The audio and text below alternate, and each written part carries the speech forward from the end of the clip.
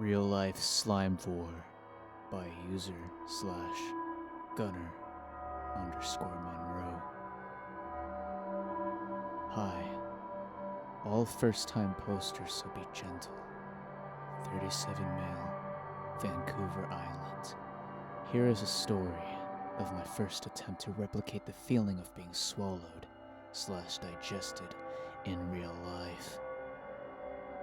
I've always had a fascination with quicksand, encasement, tentacles, and especially slime. I experimented since I was a teen with different ways to play out these fantasies. I started in high school, 20 years ago, with finding deep mud and letting myself sink to dangerous depths. When I got my driver's license, it became almost an addiction to find new, deeper, better quicksand holes. Every now and then, I would put these fantasies aside for a period, but they would always resurface. Since moving out on my own, and I never have roommates for this very reason, I have yet to live in a place where I haven't filled the tub with slime at least a few times. I've done all types: guar gum, glue, foam. I've even bought tubs of sodium polyacrylate. I've experimented with latex vac beds, and lately I've really taken it up a notch, so I wanted to share my experience with safe people. I've never told anybody about any of this before, not my partners, friends, counselors, nobody. So for the first time, with zero fucking shame, here is what I've done. You can buy these nylon sleep sacks from Amazon. It's basically just an oversized pantyhose you can fill your whole body into. So I took that, a stretchy bodysuit, 2 full-length body pillows, and soaked them in borax/water solution. When they were nicely saturated, I put on the wet bodysuit, put pillows into the nylon sack, and crawled inside between the pillows head first. 1 borax water soaked pillow in the front, 1 on my backside. Now nylon is stretchy, but with 2 body pillows and me inside, it's pretty tight. Like, almost can't move at all kind of tight. So I've self-swallowed myself in a super soft snake belly, head first down to my knees, and I waddle into a blow-up kiddie pool of 15 gallons of glue and water mix, pull the rest of the sack over my knees and down to my feet, and let science take over.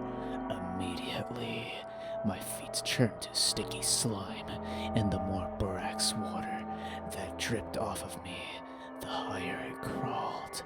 I dropped my knees and let it go further. I come instantly, like I didn't realize it happened. Inside this sleep sack body pillow thing I created is, by itself, already very sensual. The pillows in the sack have enough strength and stability to sort of hold you up in position. It's a similar sensation to being suspended, if you know what that feels like. But you're suspended in the softest, tightest web, like hug you've ever known. Even without slime, it's pretty euphoric. So anyways, I'm suspended in the sack, on my knees, and the slime is growing higher over my thighs, then my hips and stomach. I come for the second time. It's already impossible to move. I come to realize quickly that I won't be exiting the same way I entered. The slime is too thick. My arms are totally wrapped around this pillow. On my front side, pinned in this tight squeeze, my head is trapped in nylon, and I'm slowly being eaten by slime from the bottom up. And I start to wonder, what the fuck have you done to yourself this time? 'Cause I mean, I'm weird, sure. But this is fucking crazy, right? The more I wiggle and struggle, the higher the slime climbs up my body. And with every movement, no matter how small, the slime tugs and pulls on my cock. I can almost feel my own heartbeat tugging at it. It's up to my elbows now, and grabbing at my chest. I come a third time, and lose control of my balance. I tip over and roll on my back. There's nothing I can do about it. It's too tight, too thick. I come a fourth time. I can't move. And now, because I'm on my back, the rest of the backside pillow quickly turns to slime. My head is stuck, and I can barely keep my mouth from being glued shut. It swallowed my shoulders and my throat. I come a fifth time and start to lose track of reality. Space-time seems to warp, and the only thing in existence is the sound of me groaning in this weird pool of slime I made. It's incredible, but also super messed up and terrifying. Panic sets in because I know if I don't stop coming, I'm gonna fucking drown and be one of those statistics of strange men who accidentally killed themselves doing something twisted and bizarre. The adrenaline from both the fear of death and the need to come a sixth time instantly makes me come a sixth time. Though, by this time, of course, I'm totally out of sperm, so I might have just been squirting piss. Who knows? Definitely not God. Definitely not God, 'cause he sure as shit wasn't there. And I doubt even the devil would have been looking at this point. I manage to roll over and make an attempt at getting back on my knees, but end up being belly down. My arms, still wrapped around the front pillow, are now totally encased in a gooey, immobilizing web. I am now in full panic, convinced I won't be making it out. I swear I broke physics because I somehow was able to launch my torso up and over the edge of the pool. I am safe now for a moment, and I'm able to wiggle my face into the side of the nylon and make a few breaths to regain some strength. Doggy style over the edge of the pool, panic leaves me and I come a seventh time. I can enjoy this again in relative safety for a moment, and I let myself come a couple more times.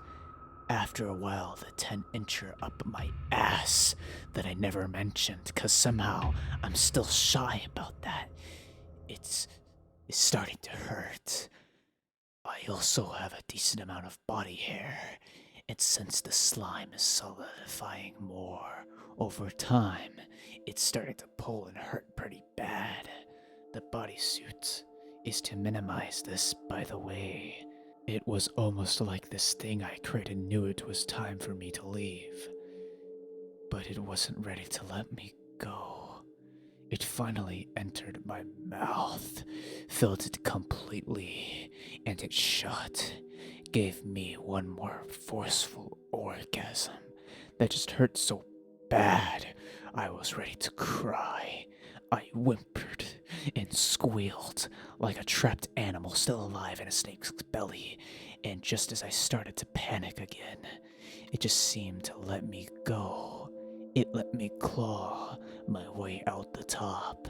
It took me a good hour to finally completely escape, but eventually I was out, exhausted and in pain, but safe.